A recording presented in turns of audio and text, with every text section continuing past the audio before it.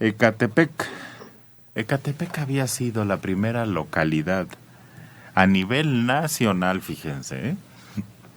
Ecatepec fue el primer lugar en el país en que dijo que el uso de cubrebocas era obligatorio. Sí. Y vámonos, andaban los policías vigilando a los pobladores. Quien no traía el cubrebocas, arresto. Con penas civiles, ¿no? Pero sí, te agarraban o te daban uno y te obligaban a que te lo pusieras. Pues ya no es obligatorio en Ecatepec. Ante la disminución de contagios de COVID y con el 90% de la población vacunada, se emitió una declaratoria para que el uso de cubrebocas ya no sea obligatorio. Ahora será voluntario, sobre todo en espacios abiertos sin aglomeraciones y con sana distancia. El acuerdo se da después de que Ecatepec haya hecho historia por eso. Fue el único que tomó la decisión de decir, aquí sí es obligatorio. Y se lo ponen todos porque la cosa está que arde. Pues qué curioso, porque el día de hoy se comenta el aumento de contagios tanto en Estados Unidos como en otras partes del mundo. Aquí mismo no han bajado. No. Si uno observa, se han dejado de dar los reportes, ahora son semanales. Pero si uno los ve, sí, aumenta. No es notoria la disminución. No. Dicen la planicie o la ¿qué? La curva achatada. No, ¿cómo era? ¿Cómo dijo tu amigo López-Gatell? Planicie achatada, ¿la qué decía? Ay, no me acuerdo. Pero sí, al parecer no hemos vencido el COVID para nada. Pero yo ya, no sé ustedes, ya no hay miedo. No. La gente ya anda en la calle sin cubrebocas, Alejandro. De hecho, sorprende que sea noticia esto de Ecatepec. O sea, ya todo el mundo anda en todos lados. No sé por qué siguen dando esas noticias.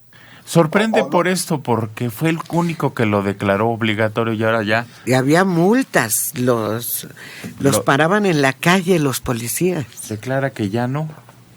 Es decir, no es como la Ciudad de México, en donde dicen, ya no es obligatorio, pero nunca lo fue. Nunca, exacto. Nunca. Ahí no cayeron en ese absurdo y en ese ridículo de Hugo López-Gatell, pero en la calle ya la gente anda sin cubrebocas, Alejandro. Absolutamente. O sea, es increíble. Te digo, es como una ficción en la que vivimos, porque aquí tampoco ni en la ciudad, o sea, en Ecatepec se declaró, ahí sí, pero aquí lo dijimos 10,000 veces, los tianguis se ponían, la vulcanizadora estaba abierta. ¿Ya pasamos de eso? ¿Ya pasamos de la pandemia? ¿Ya es solo un recuerdo? Sí, yo creo que, bueno, no, evidentemente ahí sigue. Es decir, está latente, hay casos, pero ya estamos como sociedad pensando en 17 cosas distintas. El crimen organizado, todo lo que dejamos de hacer o de pensar durante tanto tiempo por la pandemia, yo creo que ahora está a la orden del día en las noticias. Miren, en las efemérides precisamente estoy viendo 1913 nace Albert Camus. Este se volvió re famoso en la pandemia. ¿No se acuerdan? Por la peste, ¿no? Exacto. Exacto. Habla de la peste en el norte de África. Se recuperó su obra y se volvió a platicar y a platicar y a platicar hasta el cansancio. Cuando, pues, no que haya quedado olvidada, sino que ya no se tomaba en cuenta con esa importancia. Pero en cuanto empezó la pandemia, su obra resurgió. ¿Por qué habla de esa situación? ¿Cómo empieza a ocurrir un fenómeno como el que vivimos, pandémico? Todos lo teníamos en boca, todos sabíamos de qué se trataba la obra, aunque no la hayamos leído y recuperó, hasta se volvió a editar.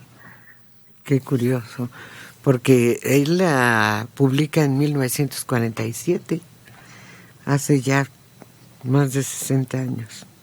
Pero quedaba pintada para nuestra época